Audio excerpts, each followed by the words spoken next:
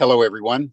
I'm Jim Garrison, and I want to welcome you to this special program on Humanity Rising that's synchronic with the Conference of Parties in Glasgow. This is the fourth day that governments and major corporations and financial institutions and civil society and scientists are meeting in Glasgow for the 26th year to try to see whether there's something that the human race can collectively do about global warming. Over the last several days, we've heard commitments around deforestation and methane. Yesterday, from the financial institutions, major statement on a commitment to move away from investing in fossil fuels. Civil society has been reporting each day from Glasgow and commenting on the mastery with which our government and financial leaders can say what they know the public wants to hear, but then very skillfully in the language of the agreements, make it possible to effectively kick the ball down the field and not do very much at all. And therein lies the crucible of the predicament that the human race is in 75 years after we've learned about climate change, and still our governments and elites are not really doing what is necessary to prevent the accelerating climate turbulence that we now see all around us. I happen to be in a car today, not in my study, because the internet was not working due to all the turbulence that's happening in California between drought and fires and now rain and floods. So as I speak to you today, I'm handicapped just because of our inability to really grapple with these fundamental issues. So I want to welcome you in that spirit of challenge, but deep hope, because each day we've been hearing from people around the world that are literally working their hearts out on various solutions, regenerating the global ecosystem. As you know, we've been broadcasting live over dozens, in fact, scores of live streaming partners. And today we want to announce that we're also live streaming in Spanish. And I really want to thank Carlos Paz of the Hans Kung Foundation in Colombia, who has made the arrangements. It's really been an extraordinary contribution that Carlos and his foundation have made. And so if you want to listen to this program in Spanish, go to your lower right of your Zoom panel, and you can click on a button and you can hear this program in Spanish. We have two simultaneous Spanish translators from Bogota there, who will be providing the translation, not only today, but for the rest of the COP. So that's an enhanced live streaming that we're bringing into this very important global conversation. And we'll also be hearing from various people in Glasgow. So the theme for today is health in the face of Code Red. Yesterday, we looked at endangered and extinct species. The day before, we looked at regenerative agriculture. But today, we want to look at human health in the midst of climate turbulence that's escalating all around us. And to introduce our panel, we'll be turning to Stephanie Mines in a few moments.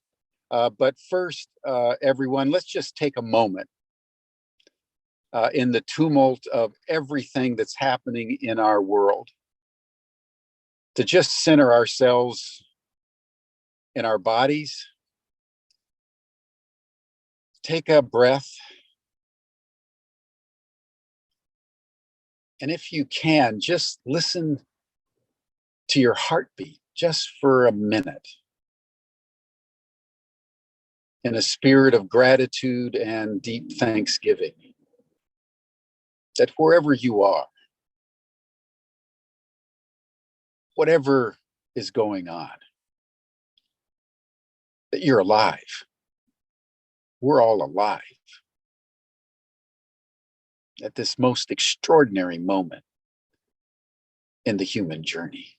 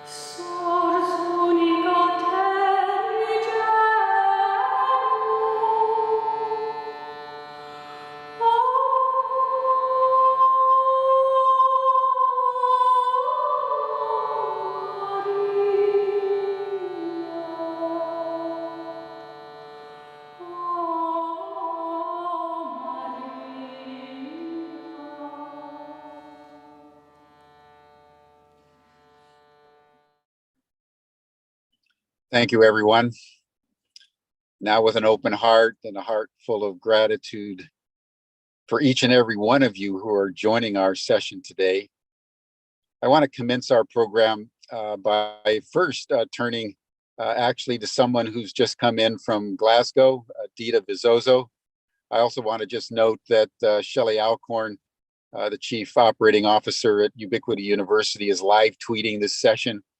So we're going out global through all kinds of channels today on this very important moment where for 12 days the world is focusing on climate change and what we most urgently need to do to secure humanity's future by coming back into alignment with Mother Earth. Dita has been joining us each day there from Glasgow. She's a farmer. She's a wee wilder. She's a member of Grassroots to Global and has been there at the COP. So Dita, a very warm welcome on our fourth day. And just tell us what's going on. Thank you. And just checking that my audio is working. My computer is playing tricks on me recently. So please just let me know if there is a problem. Welcome, everyone. I want to also not forget the power of welcome. And I love the way these sessions start. I feel so welcome. And I think that's one of the things that are missing to some degree in many of our cultures, and perhaps also influencing how we interact with the environment. I'm going to share my screen to just talk about some things that I experienced yesterday in the evening and today that I think touch also into health and how we are preventing our health and the health of the climate with a lot of our policies and decisions. So here we go. So yesterday I was at the Rights for Nature Tribunal, which is happening. It happened yesterday, is happening today, and will happen again on Sunday, where many issues regarding abuse to not only peoples but also to nature are discussed, and actions are being actually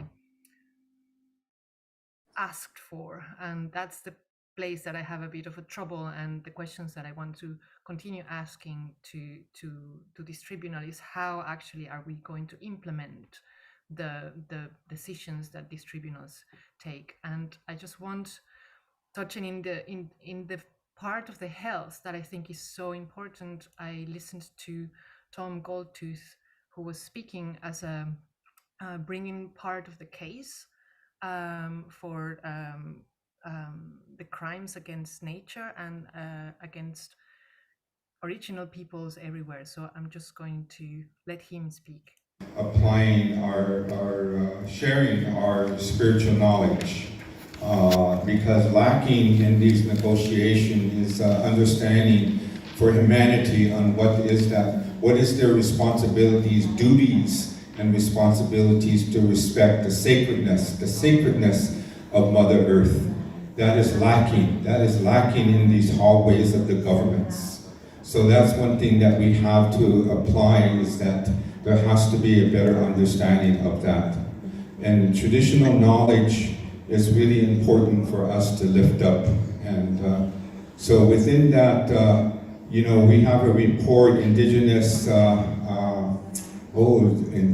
resistance to carbon.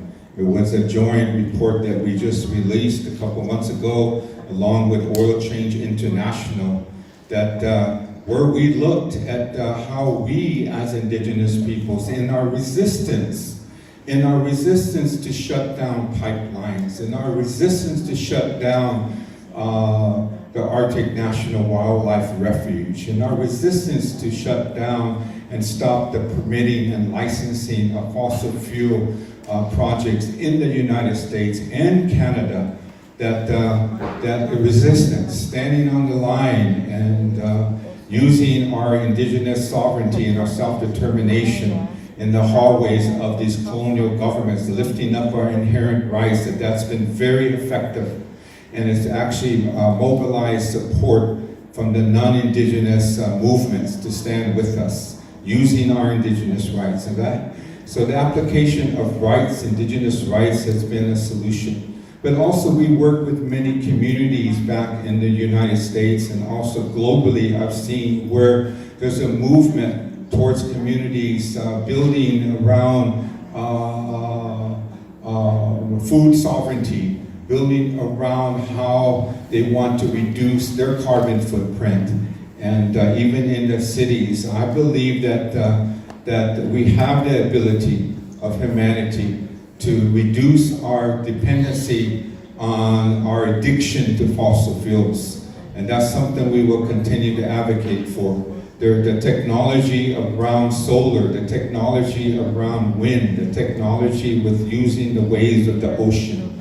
These are very important, and the technology and funding is there. But we have to be very cautious though with that, and building solutions is not to give in with some big money coming down to participate in this transition around embracing these false solutions we're talking about. So we have the ability to do that. And and this, Os conhecimentos tradicionais.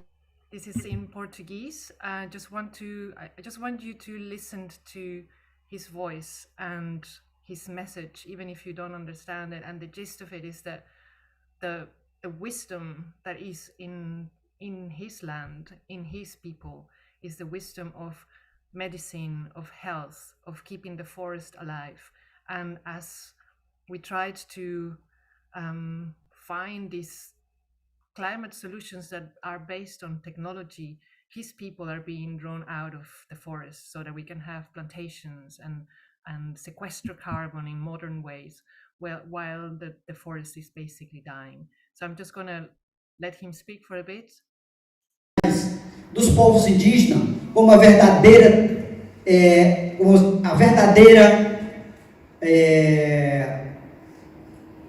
solução para as crises climáticas, para a destruição. Terceiro, Terceira pergunta. A terceira proposta. Que este tribunal possa garantir, possa orientar e possa recomendar aos órgãos superiores de que devolva os nossos territórios sagrados. So what he's asking, what they are asking, is that the governments of the world come up with solutions so that their sacred territories are given back to the people, that their sacred territories where the access, the knowledge, the ways of teaching how to be part of the world in a way that is not damaging is being given to the new generations. So that's their ask. That's what I'm hearing from a lot of the people that are perhaps not in the official talks, but are actually the ones who are not only suffering from the consequences of climate change, and that's only one thing, of pollution, of greed, of monoculture. They are the ones that are suffering, and they are the ones who have the solutions for their environment. And we are, to some degree, I include myself, from here, from the north, from the rich countries, we are preventing that from happening.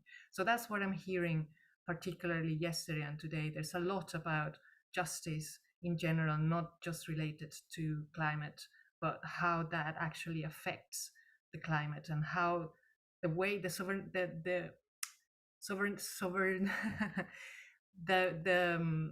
our own agency on our own health, how that could help not only change our view of nature, but actually be less intrusive. That's all from Glasgow today.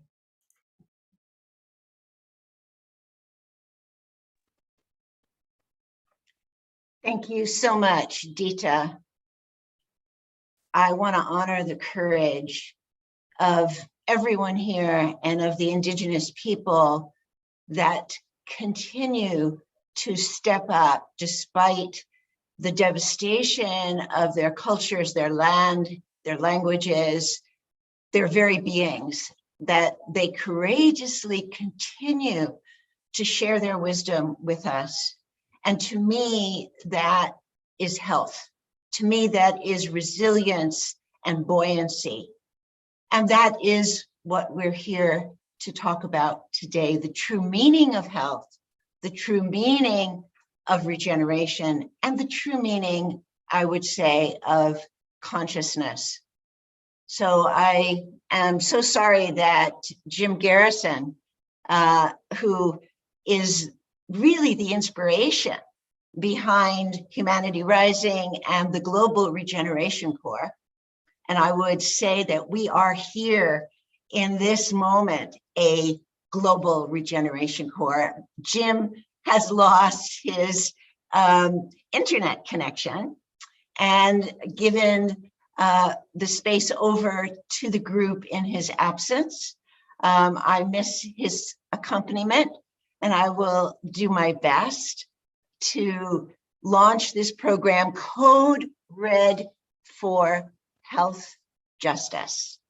So in the face of climate disruption, the glaring inequities and perforated services of Western healthcare create a new kind of genocide that targets youth, communities of color, the elderly, pregnant women, babies and children, and all the hidden populations, the populations of neurodiverse people, of people who have differences in abilities, the houseless, migrants, and people with unresolved chronic health conditions that are often discounted by physicians. As someone who focuses on serving and empowering hidden populations, I know their underlying remarkable strengths. The survivors of domestic violence, torture, and sexual abuse who I serve teach me to believe in humanity, just as that esteemed gentleman mentioned, that he believes in humanity to break the addiction to fossil fuels. So the people I serve have taught me to believe in humanity. In researching neurodevelopment, differentiating shock from trauma, and focusing on interventions that unearth human resilience, I know that my vision of regenerative health is viable, a true solution, and that my cultural library of regenerative health resources that fuse ancient applications with neuroscience is a sure path to community-based cadres of regenerative health practitioners. I intend to see this established in my lifetime. I assembled this panel of women who know the true meaning of health, and I bring them together here with youth from Sierra Leone who embody that health. We are a living testimony to what a global regeneration core looks like.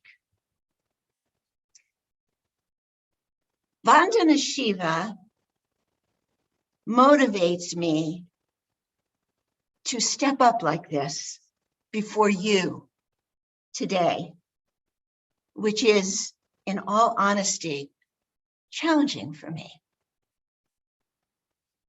Her beauty, her intelligence, and the way she speaks for and to the people mentors me.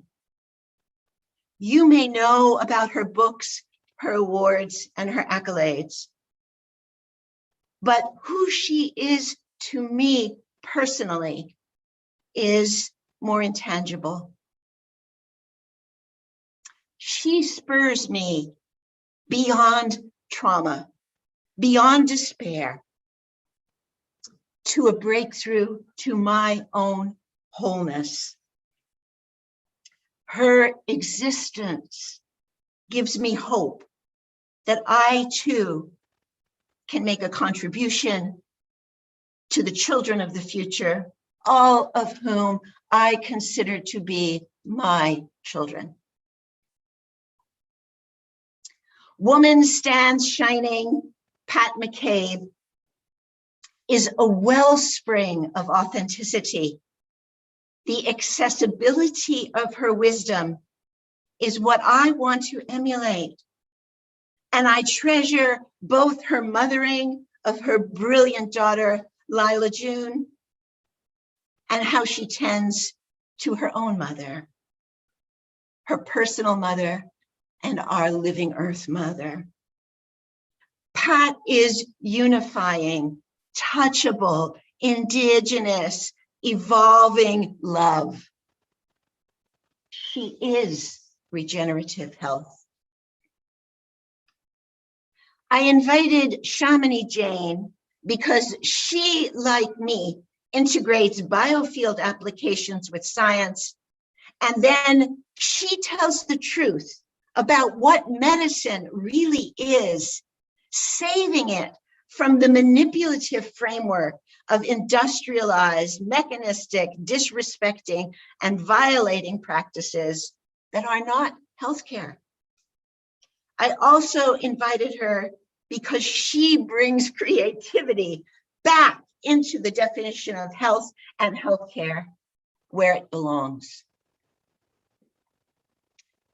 Dr. Claire Willocks has been my colleague in a field that never leaves my heart: services to mothers and babies who experience pre- and perinatal shock.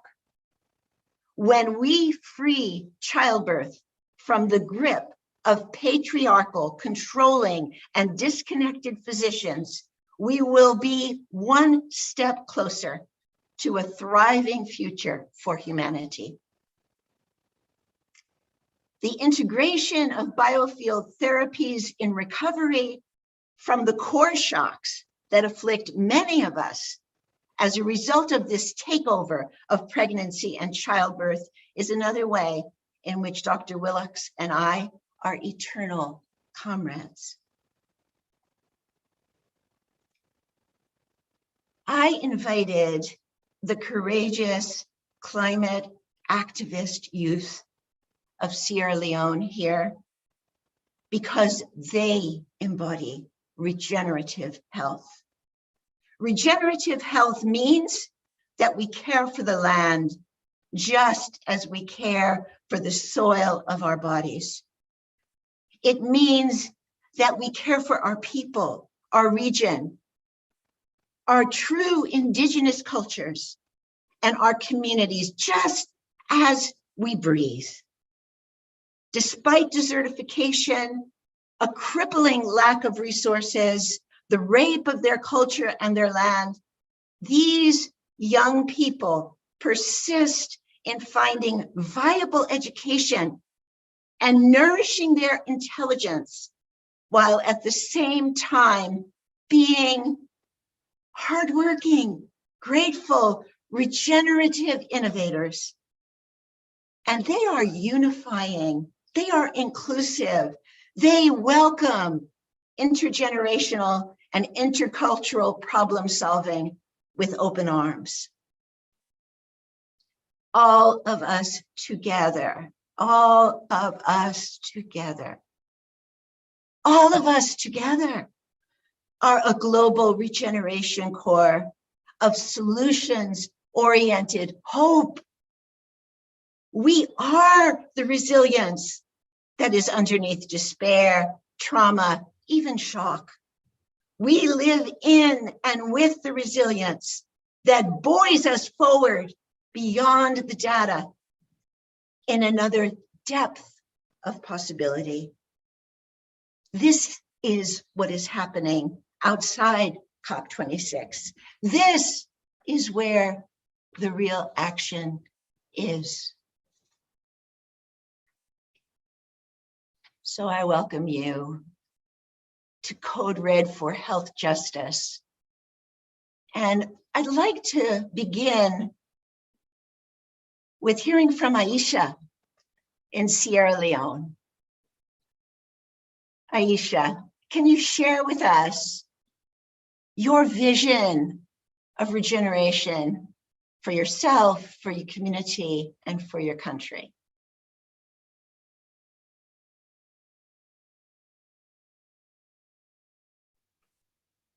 Hello.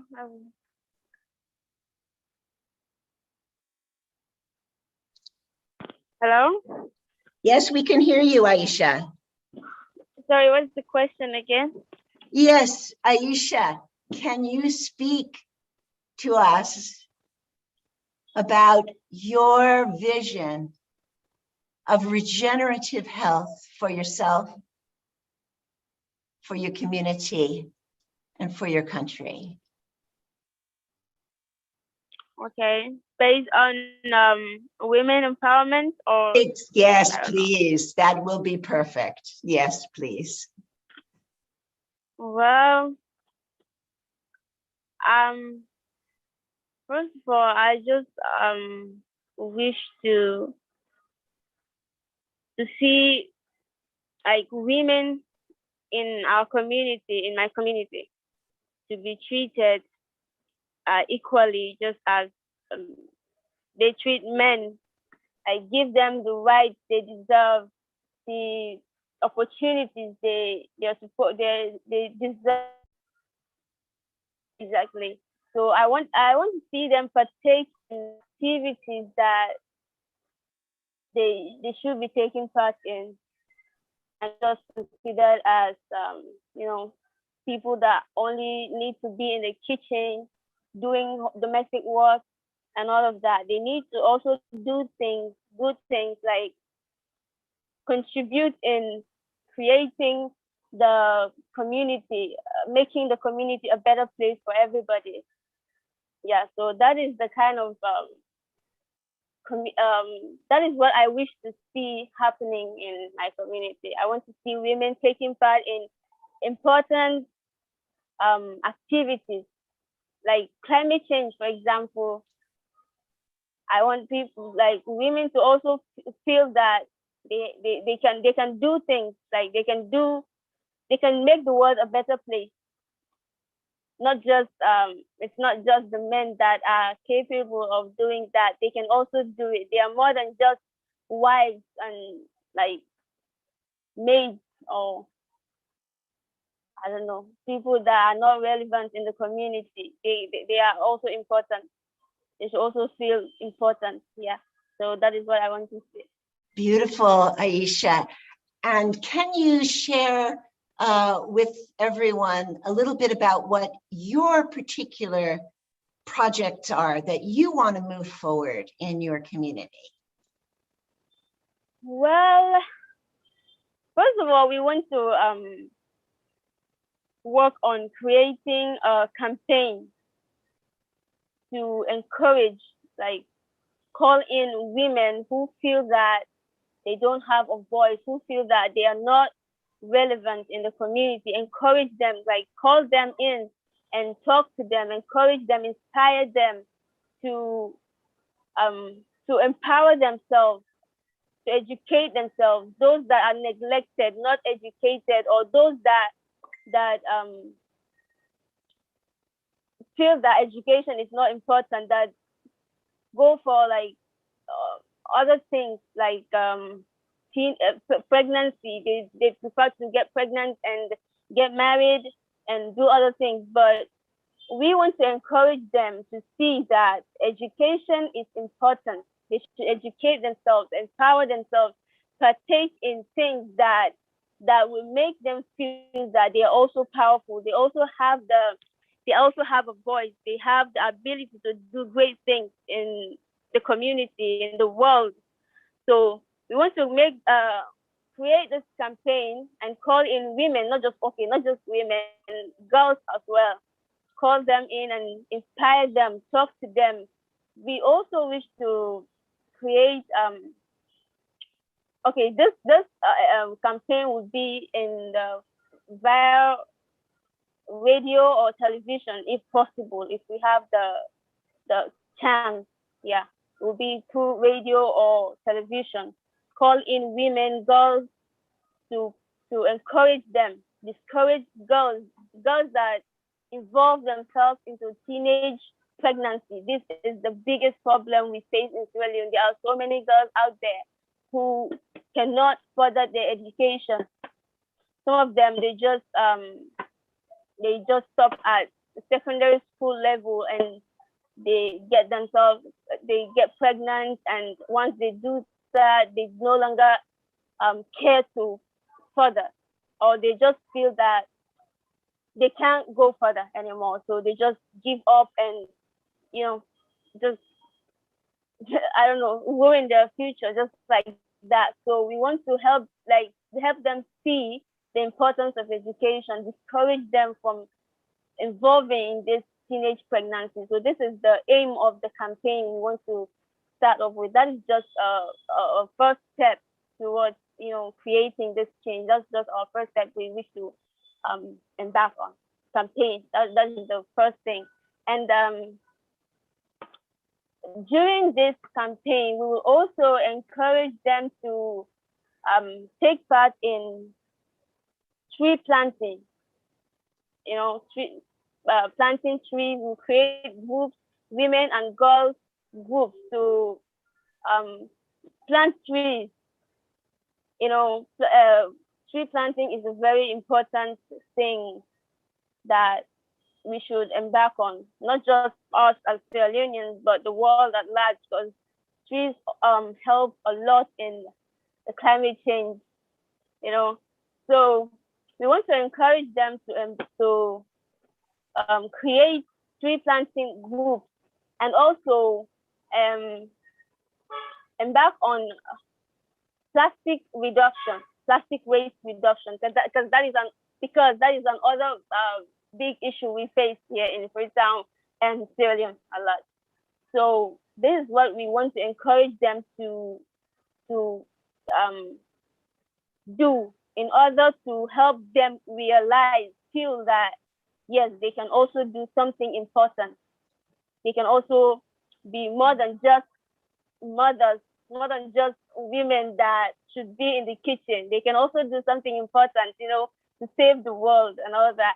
So that is our second plan. And the third one is to try to sensitize parents who deprive their children of education, of their rights, their girl children, from education, because they feel that they do not deserve to be educated. They just deserve to be put into marriage at an early stage. They deprive them of the chance, the opportunity to educate themselves and empower themselves. So we want to also, through the radio sensitization or television sensitization, we will sensitize the parents to realize that it is important not just to educate boy children, but to educate the girls as well, because they are the leaders of tomorrow. So women have a very powerful, I don't know which word to use to describe this, some kind of loss, but women are very powerful. And when educated, they are like, I don't know, they can do great things. So it is important. We want to let them know that it is important to educate these girls and empower them. Yeah, so this is what we intend to do, not really. Well done, Aisha, beautiful. And I want everyone to know that Aisha's video, The Future is Female in Sierra Leone, will be up, is already up, I believe, on the UVverse, and is available, as well as information about Aisha's project and the project of the entire cohort that she represents here. The other members are present, and Aisha has done an incredible job of speaking for all the youth that have come together here with so much courage from Sierra Leone. Thank you so much, Aisha. I'd like to now turn to Dr. Vandana Shiva to address the issue of Code Red for health justice and her understanding of regenerative health. Thank you, Vandana. Please, we are listening to your wisdom. Thank you so much, Stephanie. And thank you to Jim for the introduction to the session. Also for the reminder that this is the 26th COP, Conference of Parties. What are they party to? They are party to the UN Framework Convention on Climate Change, a legally binding treaty that was signed at the Earth Summit in Rio, along with the Biodiversity Agreement. These are two legally binding treaties. In addition to that, there were two principles adopted.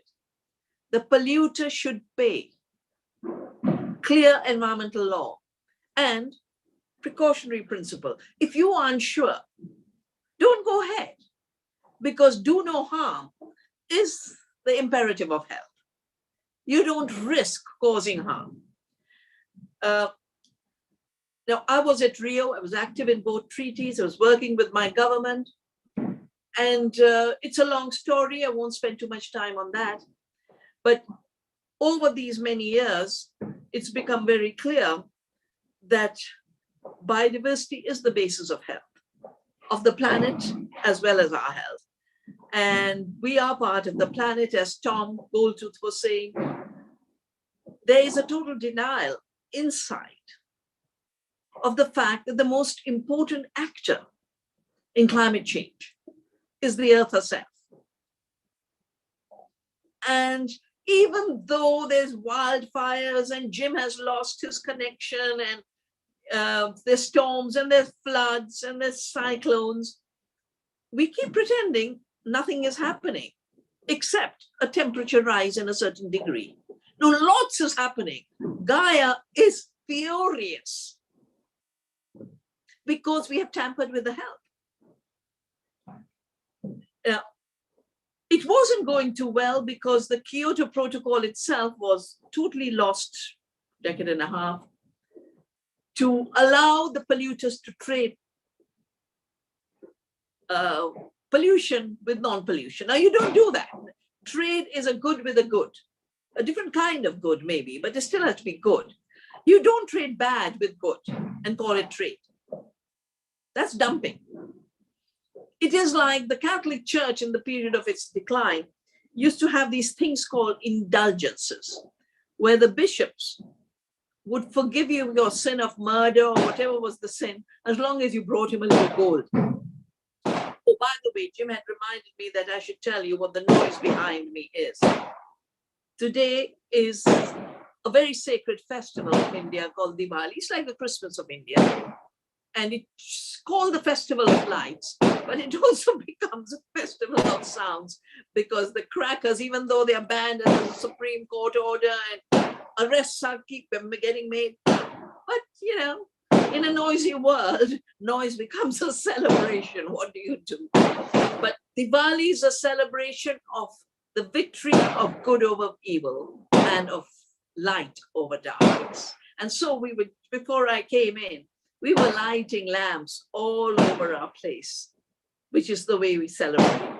And my mother used to light lamps of mustard oil. And she used to explain to us that, and now it's proven so scientifically that mustard oil, mustard, is an antifungal. We massage our babies with mustard oil. And when we light a lamp with mustard, this is the time the season is changing. So there's lots of viruses and bacteria in the atmosphere. And these beautiful sacred smoke is supposed to clear it up. Of course, when you get into all kinds of polluting smoke, it's a different matter. So happy Diwali to all of you. Festival of Lights for the whole world.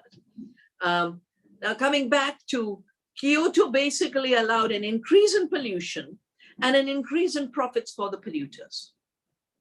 And the indulgences that the bishops used to take in the collapsing Catholic rule, you know, I call these trades in pollution the indulgences of contemporary industrial globalized society. Yeah? That all you do is do a trade, an offset. There are lots of comments on why are there so many private jets in Glasgow. UN summits are supposed to be about governments. But this is important, that Copenhagen, the polluters, in effect, met outside and dismantled the UN framework. And inside, the countries were still negotiating. And the president of Bolivia, Evo Morales, an indigenous person, he got up and said, we were here to negotiate the rights of Mother Earth, not the rights of polluters. So I'm going to go back to Bolivia and call a citizen summit on climate change and rights of Mother Earth. And because Dita showed us the little visit to the Tribunal of the Global Alliance for the Rights of Mother Earth, I have put in the chat the Universal Declaration on the Rights of Mother Earth that we created because of the failure of Copenhagen. This was done in Bolivia. And this Rights of Mother Earth is the basis of the creation of a global alliance on the rights of nature. And I remember, you know, the Westerners were having a problem. They said, we can't say Mother Earth. They were still scared of saying Mother Earth because colonialism had left such untouchability to that word. I'm quite glad that we are using Mother Earth in such a beautiful way. Jim used it, Stephanie, you've used it, that the reality is, Mother Earth has given us birth. Mother Earth sustains us. No matter how much we deny and create constructions and scientific paradigms and technological paradigms and economic paradigms that are based on the denial that she's living, she's sacred, she's a mother, she is still the most powerful force. And if we work with love with her, if we work in service of her laws, then we can address climate change. And my work with protecting biodiversity, saving seeds, doing ecological agriculture has shown that in 20 years, we have changed the biosphere. If we do it on a global scale, while we keep the fossil fuel underground, we can undo the harm, but we must, of course, stop doing the current harm. It's scientifically proven, but the interesting thing is, Jim mentioned that there's been a commitment to stop deforestation by the year 2030. When you know something's wrong, you take a decision saying, I will not do this wrong anymore. I started my own ecological journey with a beautiful movement of women called Chipko, where women came out and said, these forests are our mothers. You cut them, you're causing floods, you're causing landslides, you're causing drought, and we will not let you cut them anymore. We're going to hug the trees. You'll have to kill us before you kill the trees. The word Chipko means to hug. That's where I got groomed in ecological activism. Early 70s, that's nearly 50 years ago. For a while, for a decade, the women kept acting, the government kept denying, till a flood hit all the way to Calcutta in the Ganges. And then the government realized what the women were saying was right, that the forests give us soil, water, and air, that the primary product is not timber and commodities and revenues. Because the government realized what they were spending on flood relief was hundreds of times more than the pathetic money they used to get as revenue from logging. In 1981, as soon as that awareness came, we managed to get a logging ban. We did not wait for another decade, let the loggers continue to destroy the mountain forests, let the floods keep coming, and then 10 years later, we'll think of something else. This procrastination is deliberate, because that procrastination is giving the window for forcefully and violently pushing more non-sustainable economies with the kind of greenwashing that Jim mentioned. Lots of time is needed for greenwashing. No time is needed for the right thinking and the right action. The minute you have that consciousness, you do the right thing.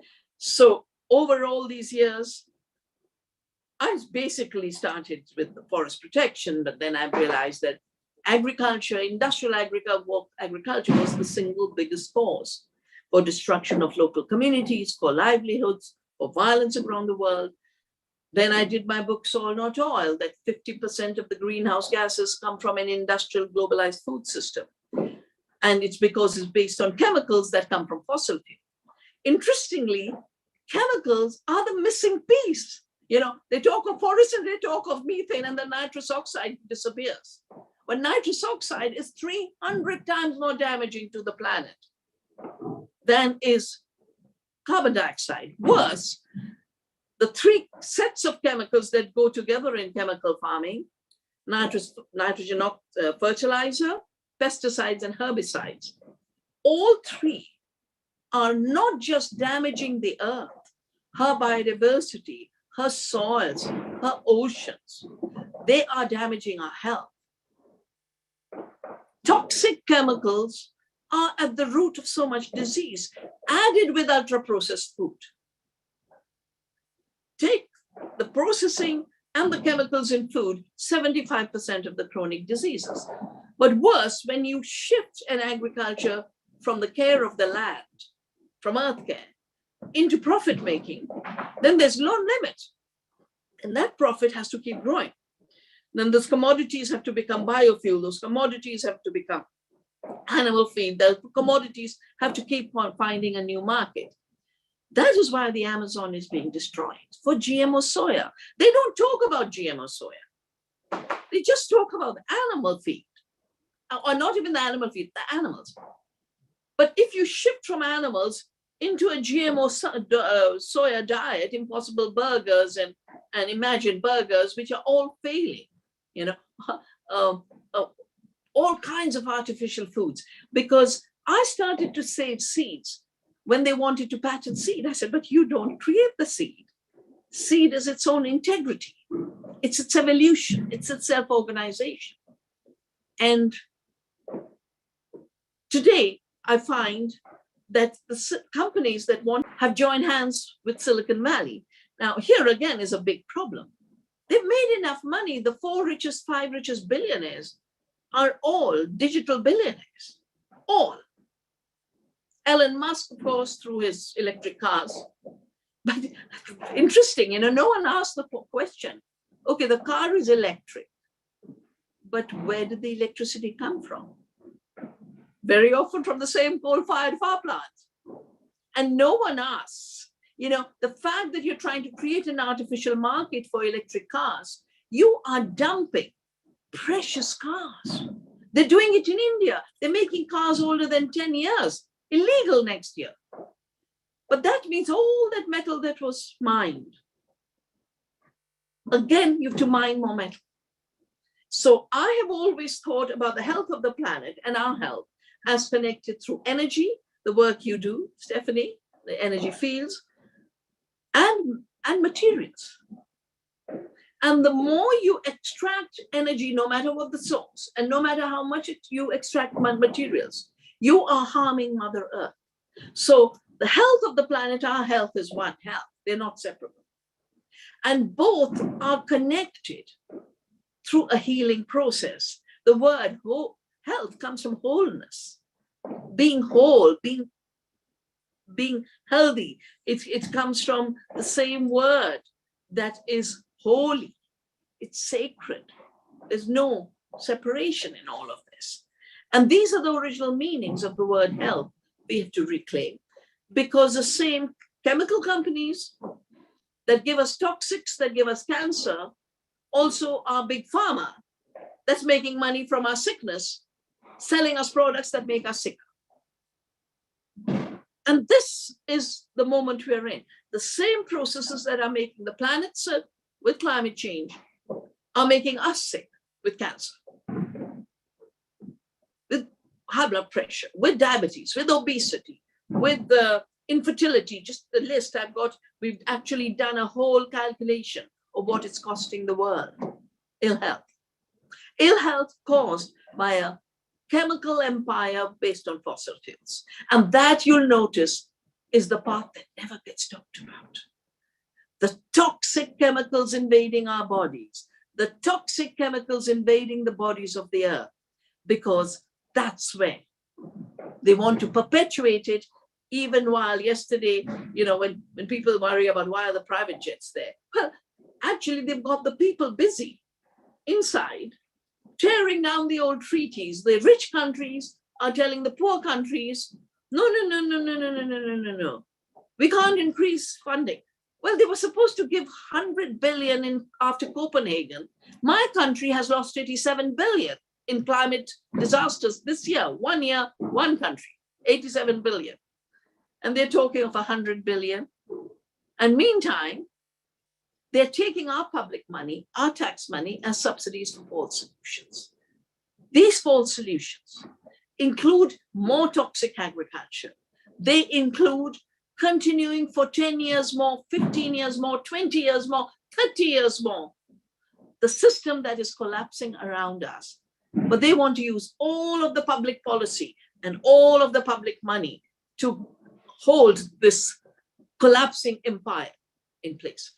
Our little role is unleashing the power of our consciousness, unleashing the power of our solidarity, unleashing the power of truth, unleashing the power of a deep, deep, deep belief that we can work with the laws of the earth. We can work with the laws of health. We can work with each other to make change. At no point in history have brutal empires worked solutions from the top. Never. Never. Dictatorships don't make change to democracy from the top. It's always from the bottom. And health justice, to me, is justice for the rights of Mother Earth, justice for all the pluralism of knowledges, including our beautiful Ayurveda, all the amazing systems of knowledge of health that actually work. And the truth, to be able to speak, but this does not work. This is causing more harm. And this idea of wholeness as sacred, wholeness as truth, wholeness as interconnectedness is, I believe, what we are trying to both understand it in a deeper level and share with each other. Thank you. Exquisite, Vandana. When I started Climate Change and Consciousness, it was based on the understanding that the critical transformational event that must happen is a transformation in consciousness. And Vandana at the 2019 gathering gave me this language of fossil fuel brain. We must come out of the fossil fuel brain to liberate what I call original brilliance and foment this groundswell of awareness and understanding and build regenerative health from the communities on up. So thank you so much, Vandana. Thank you, Stephanie. I'd like to turn now to Woman Stand Shining, Pat McCabe, to speak about her awareness, her experience, her lived experience of the meaning of regenerative health. Welcome, Pat. Thank you so much, Stephanie. Wow, what a beautiful panel so far. And thank you, Dr. Vandana Shiva. What an honor. So I was really appreciating hearing what Tom Goldtooth was saying there, and that was inspiring some of what I would like to say here now. And that is that, one thing that I've been saying is that if sustainability is the highest and most sought after technology on the planet, who should we be talking to? We should be talking to those peoples who've known how to live in one place over an extended period of time, 1,000 years, 5,000 years, 10,000 years, 20,000 years, in relative health, harmony, and happiness. And these are the people that we call indigenous. So to be indigenous means to be deeply, deeply, deeply of place. To be in place at such a level that our presence there causes the place to flower and fruit and thrive. And that the place causes the people to flower and fruit and thrive. And the people cause the place to flower and fruit and thrive. So it just keeps going back and forth and back and forth. So this is the level of deep sustainability that indigenous peoples have held. And so I want to point that out to us so that when we talk about wanting to give the proposals of giving land back to the peoples in Brazil, in so many places all over this continent of the Americas anyway, and in other places as well. It's not only some kind of economic justice. It's not only some kind of social justice action. Because eventually, as I believe it was Chief Seattle said, one day they're going to realize they can't eat money. One day they're going to find out they can't eat money. And I'm going to say we are coming upon that moment right now. And so the places that have been devastated by fires, by flooding, it doesn't matter how much money they have, they're never going to have the life back that they once had. And this is only the beginning of this climate disruption on the planet, right? And so what I want to say about the return of land to indigenous peoples is eventually we're not only going to be called upon or to stop, which we already are. I love that occasion, a chemical empire based on fossil fuel.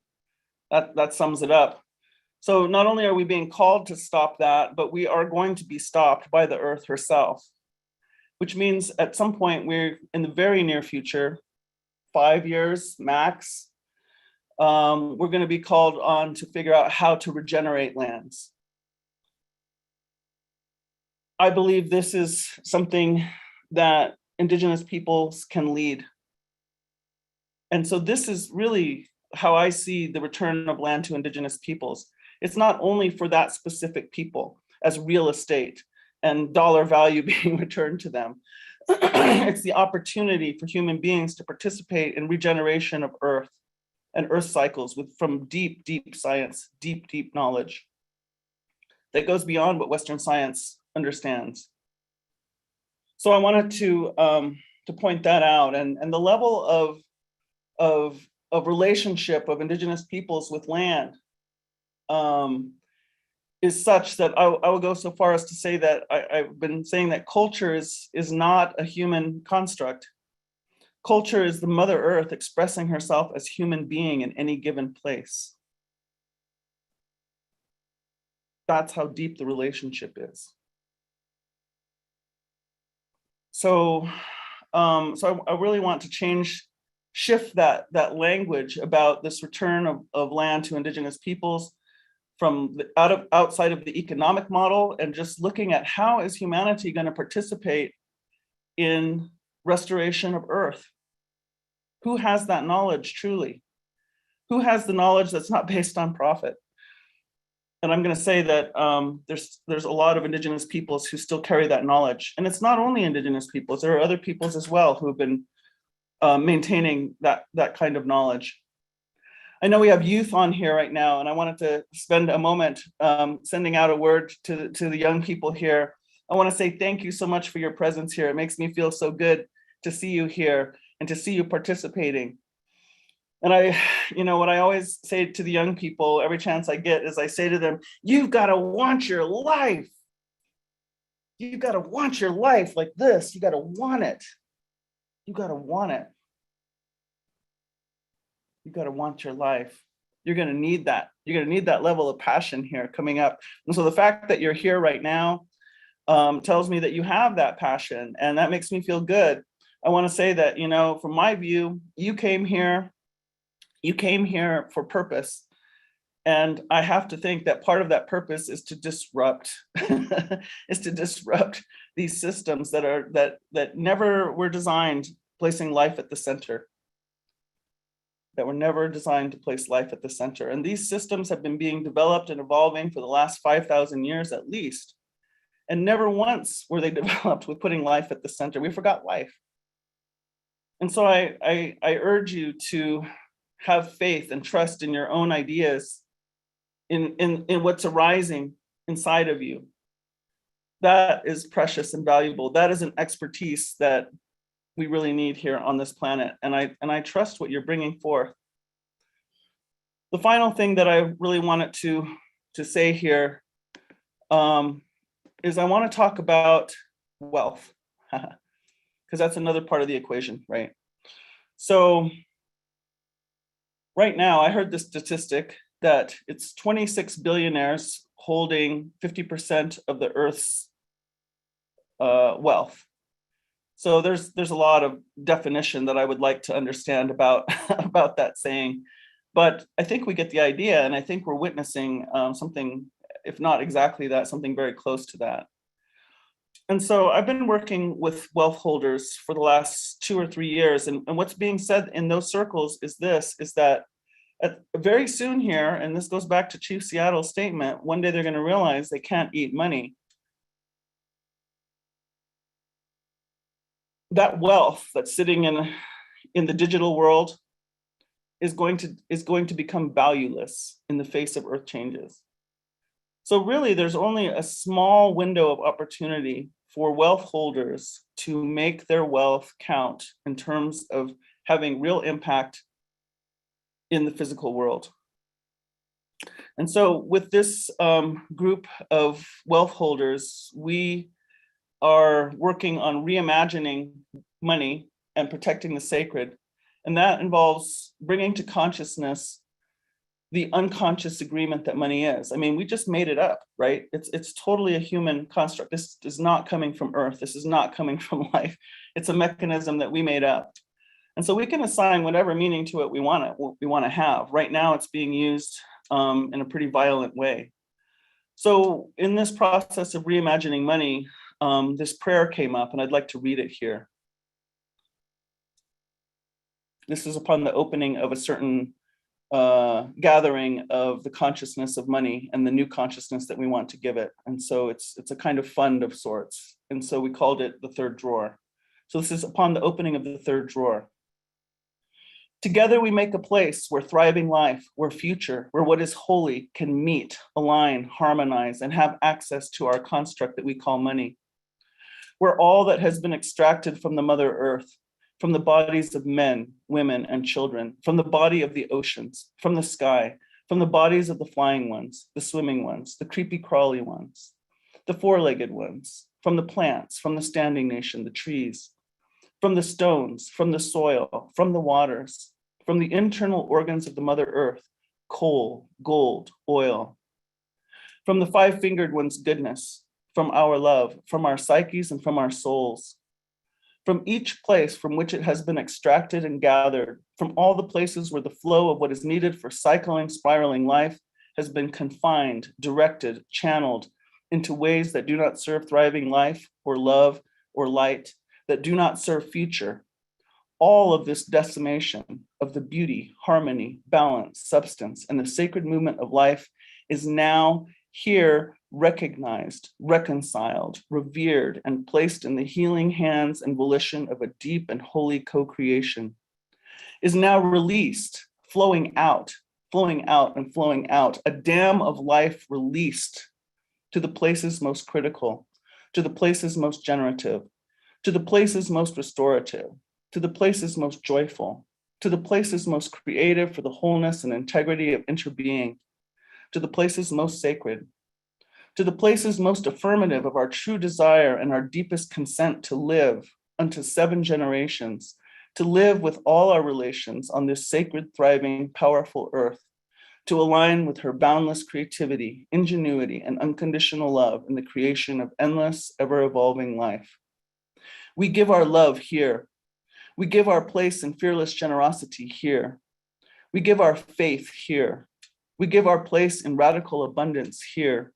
We give our consent here. With this opening, we break the bondage that was law over love. We open and prepare ourselves to love the future in ways that the scarcity paradigm would not allow. We give this third drawer power and ask it to give us future.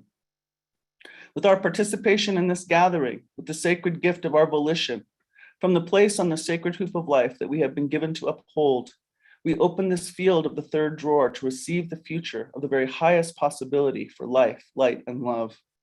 May all that this flow encounters be touched and transformed in whatever way is right by this currency of consciousness that has reached out to us and flows into and through the future consciousness that we are growing into. Holy life, holy future, please guide and direct us. Show us the ways. So this is a call for those who are holding the wealth. I want to point out that there's only one place that that wealth could ever have come from. And that place is from the earth, from life itself. And so to be hoarding wealth is actually to be hoarding life, to be withholding life from life as life is crying out. As all the young, not only of the humans, but of all the animals and plants are crying out. And so we support, we hold a place to have that understanding that it's not a foolish thing to release that wealth at this time. That wealth has to be released as life back to life, and soon as possible. So I wanted to leave it there. Thank you.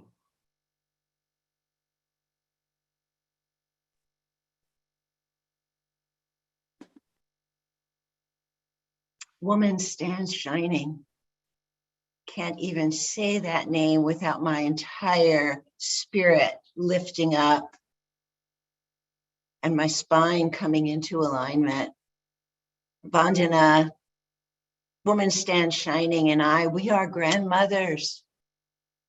We are grandmothers. Can you feel the energy of the grandmothers reaching out with fearless generosity That is regenerative health. When the grandmothers speak from the soul of their love for our children, that is regenerative health.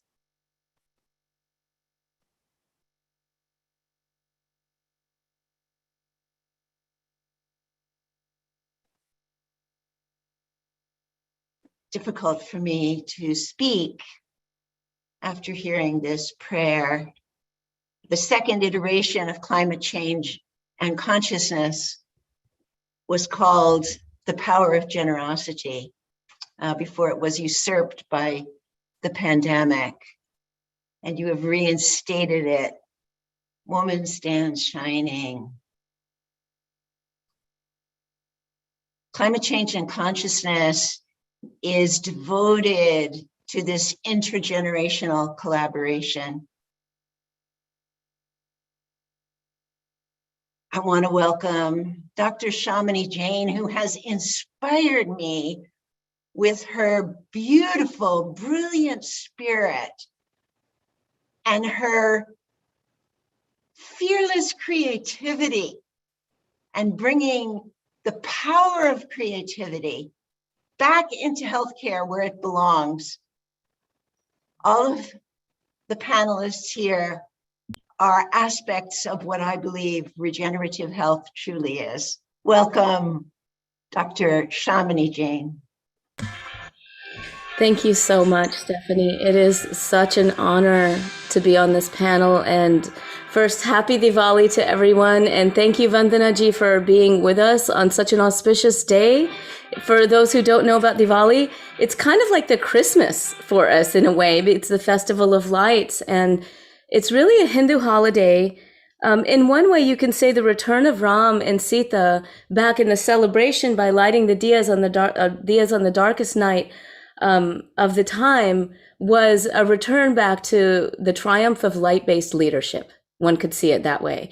And in Jainism, I'm a Jain, we also celebrate this day as the day that Mahavir attained moksha or liberation. So in any way that we look at it, it's a very auspicious day for us to be having this conversation. And thank you so much, Stephanie, and everyone involved in helping us come together on such a beautiful day in discussion.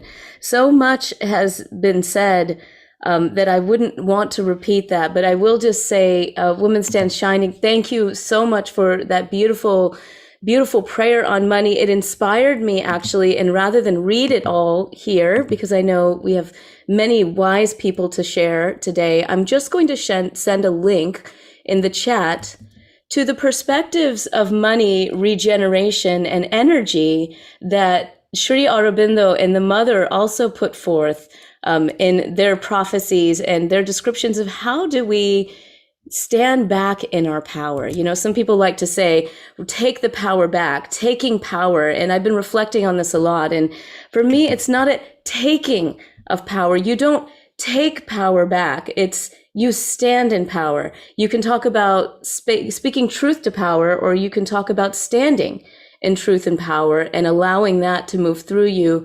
As Pat said earlier, I loved your description of culture, Pat, and I'd love for somebody to put that in the chat because, you know, we are essentially agents of the largest biofield, if you want to say, that exists here on this planet, which is the planet herself. It's Gaia herself. You know, in Jainism, for those who may know about it, for those who don't, our biggest tenet really is what we call ahimsa, nonviolence.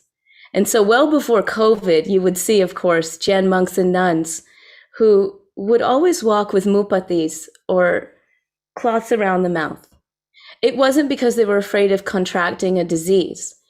It was because they recognized deeply the interdependence of all things and a resolve out of love and connection with all things to do as little harm as possible.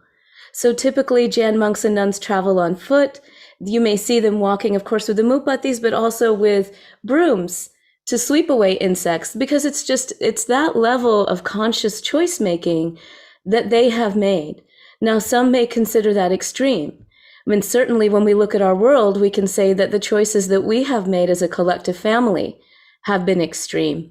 And really what we're talking about is moving away from the false sense of separatism that has plagued all of the systems on our planet, the influence on agriculture, the influence on health, the influence on our consumer choices, all of that.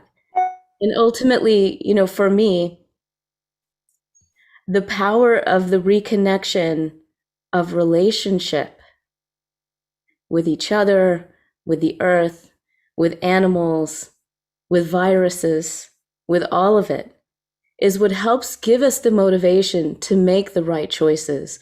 We have beautiful people that have done the analyses that help us understand. We know that this way is not working. We know that it's drawn in separatism. I don't want to belabor that. I think everyone here understands the issue. We understand that.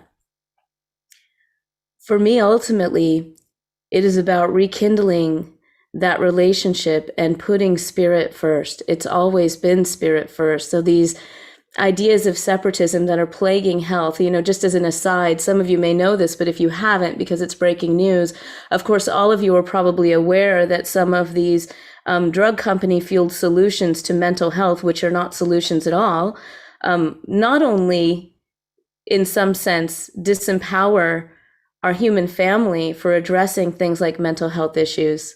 You know, many of you know I give talks on this all the time. We do know, for example, that 75% of the effects of antidepressants on depression are due to what we call placebo effects or natural history effects, which speak to us about the power of our consciousness. We put faith in that agent. So what happens if we put faith in ourselves? Well, first of all, we would be doing much better to not disrupt the planet with toxic chemicals that disrupt our water supply, because we do know that things like Prozac and fluoxetine and other derivatives of that are destroying our water supply. So we know that. So there's not only a sense of disempowerment by saying you must take this drug to address your mental suffering, which, by the way, I was taught when I sat in medical school for my learning in clinical psychology. We literally had residents telling medical students that if someone had a diagnosis of depression, they would have to be on antidepressants for the rest of their life. This is the dogma that is being taught from the lens of separatism to medical students. And then we have these toxic chemicals that are now plaguing the water supply. Well, guess what? Now there's a lot of news talking about how some of these antidepressants may help in reducing COVID symptomatology. Now, on one hand, the scientists will say that's very exciting. And surely it could be, but the question remains, why are we not looking at the indigenous medicine perspectives and the medicine that is there for addressing these very same issues that are not toxic to our water streams, that are not toxic, that are actually coming from a place of the deep understanding of the spirit of the plants, as well as the energetic vibration of the plants, as well as the chemistry. So it's not just toxic chemistry. Chemistry itself is not toxic. And so we want to kind of get out of that either or thinking. Chemistry is in everything. It's in the food that we eat. It's in the way that we think. So we have to take the toxicity out of these systems, understanding that the systems itself, whether we're talking about chemistry, whether we're talking about money, the system itself is pure. It's our overlay on it. And ultimately, it comes back to our conscious choice making, and it comes back to the realization of our non-separatism with everything that is there. That is what drives ahimsa, the nonviolent decision making that guides our action, which is not passive. Ahimsa is not passive. Ahimsa is a conscious choice making that comes place from the deep feeling of interconnection that we all have. And so for me personally, what it often means is that I need to go sit in the forest because I live in the digital world most of my life. Most of us do. We're constantly interacting through this medium, especially these days. And I own my choices and my unskillfulness in some of my choices personally. And I resolve through my relationship with Gaia to do better in every moment, because it does begin with us. Yes, we have to look at the macro, but we also have to look at the micro, our own lives and our own conscious decision making. And so for this personally, this is where I'm at. And my refuge is then coming back ultimately to the relationship of us as a wholeness, as a one. Thank you so much for having me be part of this.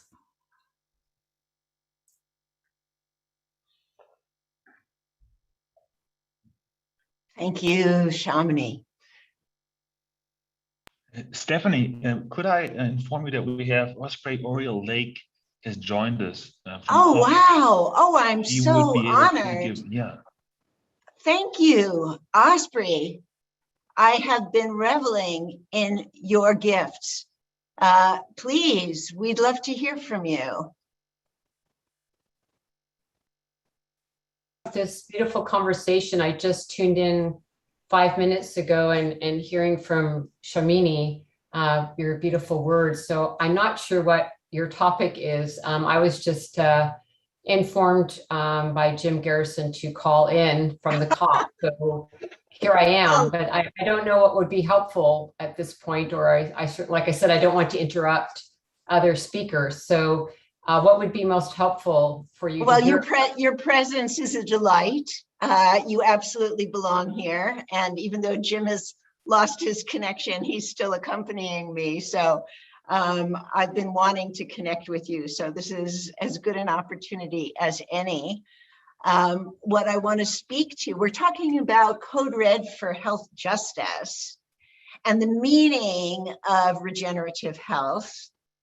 What is being revealed here is the inextricable relationship between the environment and personal health, and how we are the expression of culture by being the vehicles of Mother Earth.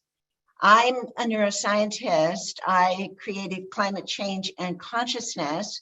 And what I speak to is health empowerment, is a regenerative health movement that prepares a cadre